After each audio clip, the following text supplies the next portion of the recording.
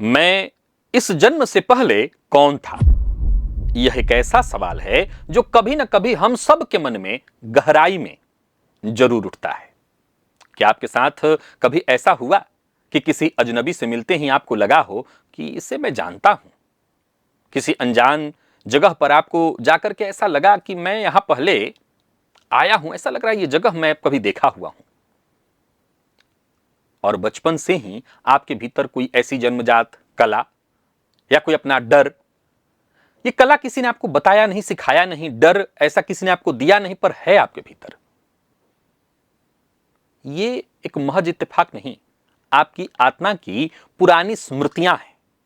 आत्मा जब नया शरीर धारण करती है तो पुराने जन्मों के जो कर्म हैं, भय है, अधूरी इच्छाएं हैं, उसकी एक गठरी बना लेती है और वो गठरी साथ साथ लेकर के चलती है। और ये गठरी इस जन्म में आपकी कुंडली में छपे हुए हैं। कुंडली केवल भविष्य का नक्शा नहीं, आत्मा का बही खाता है। और आज मैं आपको कुंडली के वो 7 विशिष्ट संकेत बताने जा रहा हूं जो साफ साफ आपको बता देंगे कि आप पूर्व जन्म में कौन थे और इस जन्म में कौन सा अधूरा काम पूरा करने आए हैं। सो अपनी कुंडली खोल लीजिए और जैसे जैसे मैं बताते चलता हूं एक एक करके मिलाते चलिए।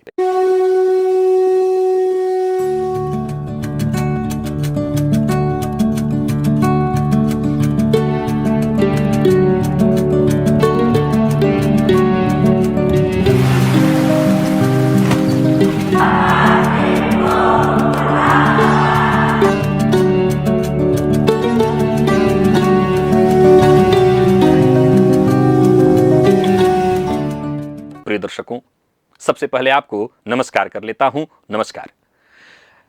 जो कार्यक्रम आज आपके सम्मुख लेकर के मैं उपस्थित हुआ हूं और जो 7 संकेत मैं आपको बताने जा रहा हूं, हो सकता है आप मेरे पुराने दर्शक हैं तो आप कहेंगे कि ये तो आप बता चुके हैं। जी बिल्कुल, मैंने बता दिया होगा, मैं जानता हूं। ये 7 संकेत अलग अलग के कार्यक्रमों में मैंने बता रखा है, आज एक जगह पर इसे बताने जा रहा हूं। और नए दर्शक हैं, आपको आनंद आएगा, वो 7 संकेत अपनी कुंडली में आप मिला लीजिए। तो चलिए सबसे पहला संकेत देखते हैं। पहला संकेत है केतु। प्रिय दर्शकों, केतु जिस भाव में बैठे हुए हैं आपकी कुंडली में, जिस राशि में बैठे हुए हैं, आप आंख बंद करके जान लीजिए कि उस भाव से संबंधित क्षेत्र में आपको जन्मजात मास्टरी प्राप्त है। वो सिद्धि का क्षेत्र है, वो सिद्ध है आपके लिए। जिस काम को आप बिना अधिक मेहनत आसानी से कर लें, वो भाव केवल और केवल केतु वाला भाव होगा। और एक विचित्र जानकारी यह भी है कि उसी भाव में आपको बोरियत और उदासीनता भी होगी। कारण, क्योंकि वही क्षेत्र ऐसा है जहां आपको कुछ नया नहीं करना है। और मानवीय तो गुण यही है कि जब कुछ नया करने को न मिले तो आप बोर हो जाते हैं। आपकी जो भूख है, आपके आत्मा की जो भूख है, वो पिछले जन्म में ही उस भाव से संबंधित मिट चुकी है। अब वहां कुछ नया करने को नहीं है। यह आपकी पुरानी कमाई है। निसंदेह हो सकता है वो आपके पंचम भाव से जुड़ा हुआ हो सकता है आपके नवम भाव से जुड़ा हुआ हो सकता है वो आपके लाभ भाव से जुड़ा हुआ हो। यह अहंकार का विषय नहीं, दूसरों की सेवा में इस्तेमाल का विषय है। यानी जो चीज आपको पहले से प्राप्त है, अब इसमें अहंकार नहीं दिखाना कि तो मेरा जन्मजात मुझे मिला हुआ है, बल्कि यह समझना है। मैंने बताया था कि जन्म कुंडली के लाभ भाव में अगर केतु हो तो क्या करना है? पैसे के पीछे भागना छोड़ देना, पैसा आपके पीछे आएगा। क्यों? क्योंकि आप इस क्षेत्र में काम कर चुके हैं। आपको अभी इस पर काम नहीं करना। अब बाकी भावों की तरफ आइए। बाकी भाव मैं बता देता हूं कौन कौन है जिस पर आपको काम करना है। इस वाले क्षेत्र को आप छोड़ दीजिए, यह तो अपने आप आपके पीछे चल के आएगा। दूसरा संकेत ले लीजिए। प्रिय दर्शकों, दूसरा सूत्र जो है, दूसरा संकेत जैमिनी सिद्धांत का आत्मकारक ग्रह। कुंडली में सूर्य से शनि पर्यंत जो ग्रह डिग्री वाइज, अंश वाइज सबसे ज्यादा हैं, जैमिनी ज्योतिष में उसे आत्मकारक ग्रह कहा गया है। यह ग्रह आपकी आत्मा की सबसे गहरी प्यास है इस जन्म की। और कैसी प्यास? जो जन्मों से अधूरी है। फिर से सुनिए, जैमिनी ज्योतिष का आत्मकारक ग्रह का जो सिद्धांत है, वो असल में इस जन्म में उस पर काम करना है। क्यों काम करना है? क्योंकि जन्मों से यही आपकी प्यास अधूरी है। अगर सूर्य सबसे अधिक डिग्री पर हैं तो आपकी आत्मा जो है जन्मों से सम्मान का खोज कर रही। शुक्र सबसे कमजोर तो सच्चे प्रेमी की तलाश कर रहे हैं। मंगल तो साहस की तलाश में है। शनि, इसका अर्थ सीधा है कि आपकी आत्मा वैराग्य ढूंढ रही है। तप, कर्म के अंतिम पाठ की ओर बढ़ रही है और जीवन के कठोर अनुभवों से वो और जागृत होगा। तो ये 2 संकेत आप जान लीजिए। अब तीसरा संकेत, कुंडली का 5वां भाव, इसे पूर्व पुण्य का भाव कहा गया है। जीवन में जो कुछ बिन मांगे, बिना ज्यादा संघर्ष के अचानक मिल जाता है, वो कोई और संयोग नहीं, इसी भाव का बैलेंस है। आपने इसमें जमा कर रखा है। कैसे बैंक में हम जमा करते हैं, वो जो बैंक में आप जमा कर किए हैं वो आपकी कुंडली का 5वां भाव है। यहां गुरु हो, यहां शुक्र हो, यहां शुभ ग्रह हो, तो जैसे पूर्व जन्म में आपने धर्म और दान का पुण्य कमाया हुआ है और एक बहुत बड़ा बैलेंस एफडी यहां का रखा है। और वो यही बात, यहां पर अगर कोई पापी ग्रह बैठा हुआ है, पाप संबंध वाला कोई ग्रह बैठा हुआ है, तो समझ लेना है इसका मतलब क्या है। कोई पीड़ित भाव, ये भाव पीड़ित हो गया है, तो समझ लेना है कुछ चूक हुई है।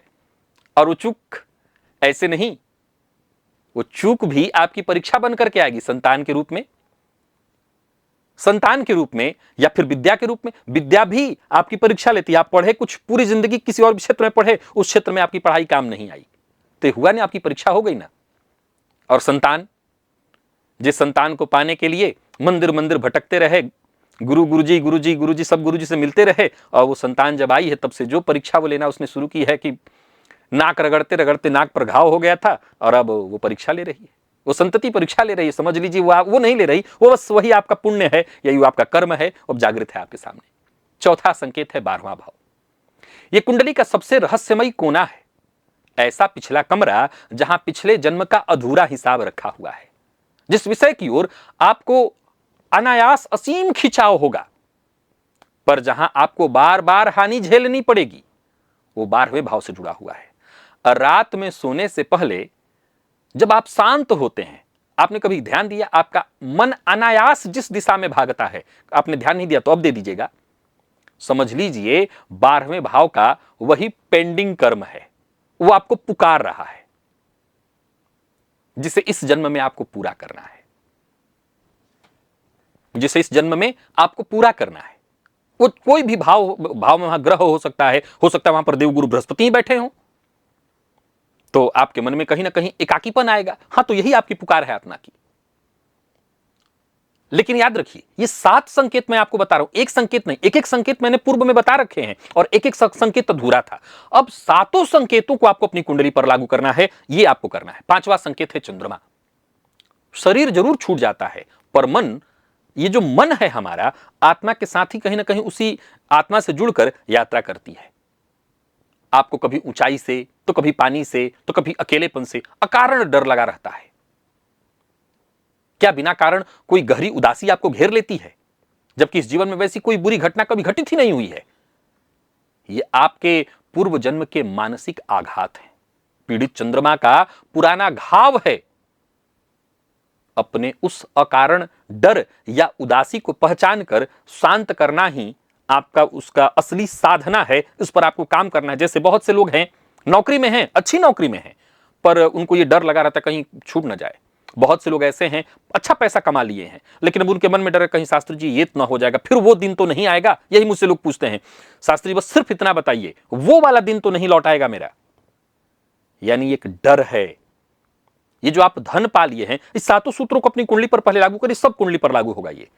पर ये डर है आपका, इसी डर पर काम करना है। 6ठा संकेत है वक्री ग्रह।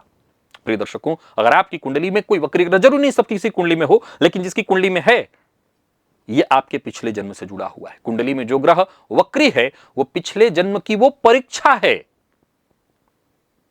जिसमें फेल हुए हैं आप। क्या आपके जीवन में एक ही समस्या बार बार लौट करके आ रही है? एक जैसी समस्या, एक ही समस्या नहीं, एक जैसी समस्या बार बार लौट करके आ रही है। एक ही तरह के लोग बार बार धोखा दे रहे हैं, प्रकृति एक ही तरह का दंड बार बार दे रही है।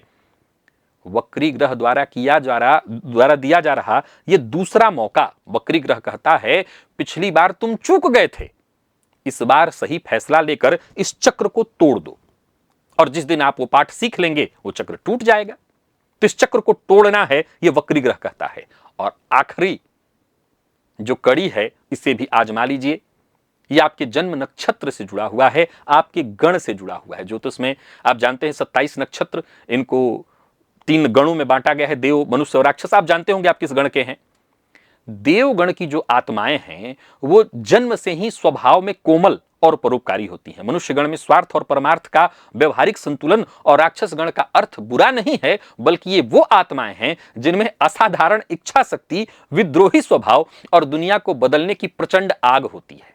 अपना गण देखिए, अपना गण आपको देखना है, आपको अपनी आत्मा का असली रूप समझ में आ जाएगा। अच्छा, ये गण कैसे आत्मा का रूप बताएगा? ऐसे बताएगा कि आप मान लीजिए कि राक्षस गण के हैं, मनुष्य से शुरुआत करते हैं, मनुष्य गण के हैं, तो मैंने कहा स्वार्थ भी है और परमार्थ भी है। ये पिछले जन्म से जुड़ा हुआ है। ये जो गण है, नक्षत्र, सब कुछ पिछले जन्म से जुड़ा। वैसे देखा जाए तो ये जो हमारी कुंडली है, ये मूलतः पिछले जन्म का ही सब कुछ है। तो ये बता रहा है कि चाहतों को लेकर के आप आए तो हैं, उसके लिए थोड़ा दाएं बाएं भी करेंगे, पर बहुत हिम्मत आप नहीं कर पाएंगे। और वही राक्षस, फाइट करने के लिए आप आए हैं क्योंकि बहुत सारी कामनाएं मन में दबाए रखे हैं आप। पिछले जन्म से ही बहुत सी कामनाएं आपके मन में दबी हुई हैं और उसी को पूरा करने के लिए आप आए हैं। ये जो गण है, ये यही बता रहा है, देव हैं आप मूलतः आए हैं परमार्थ करने के लिए। लोगों का हित करिए, लोगों के हित के बारे में सोचिए। आप जन्म जन्म से इस चक्र में घूमते घूमते जान गए हैं कि अपने चाहत के पीछे भागने में कुछ नहीं रखा। पर वही बात अगर राक्षस के लिए मैं कहूंगा तो आप बस अभी कामनाओं का जो बीज आपके अंदर अंकुरित हो रहा है, उसी को पानी देने, उसी को खाद देने आप आए हैं। और पा लीजिए जो चाहिए आपके मन में जो कामना, क्योंकि देखिए ये चक्र पूरा करने से ही टूटेगा, ये समाप्त नहीं होने वाला। तो पा लीजिए जो चाहत है आपके मन में, उसको पाने का प्रयत्न करिए। एक बार आप इन सातों बिंदुओं को एक बार कुंडली सामने रखिए और मिलाकर के देख लीजिए, एक स्पष्ट कहानी आपके सामने आएगी। देखिए मैंने 7 अलग अलग सिद्धांत बताए हैं। हो सकता है सातों सिद्धांत अलग अलग देखें तो आपको समझ में ना आए, लेकिन एक कुंडली पर ये सातों सिद्धांत आप लागू करिए और सब, खाली एक वक्री ग्रह को छोड़ दें तो बाकी 6 सिद्धांत तो हर कुंडली में होंगे, और एक वक्री ग्रह को भी ले लें तो सातों सिद्धांत लगभग हर कुंडली में मिल जाएंगे। और याद रखिए, पूर्व जन्म जानने का उद्देश्य अहंकार पालना नहीं कि मैं पिछले जन्म में राजा था या ऋषि।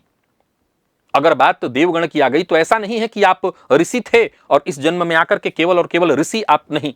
ये एकमात्र उद्देश्य अपनी आत्मा के पाठ्यक्रम को समझने का है। जो अधूरा छूट गया है उसी को अब पूरा करना है, और जिस दिन आप अपनी आत्मा का वो अधूरा काम पूरा कर लेंगे, फिर आप मुझसे कह सकते हैं, फिर आप ये सोच सकते हैं कि समय आ गया है मोक्ष का। वो खुद ब खुद चक्र पूरा हो जाएगा और मोक्ष का समय आ जाएगा। इजाजत दीजिए। आशा करता हूं ये 7 सूत्र आप अपनी कुंडली में मिला लिए होंगे। कमेंट में मुझे अवश्य बताइए आप कहां फंस रहे हैं, क्या नहीं समझ में आ रहा, कमेंट में बताइएगा। बाकी मैं समझता हूं सारे सूत्र इतनी आसानी से बता चुका हूं, पहले भी बताया हूं, तो समझ में आ ही गया होगा। पुनः मुलाकात होगी, तब तक के लिए नमस्कार।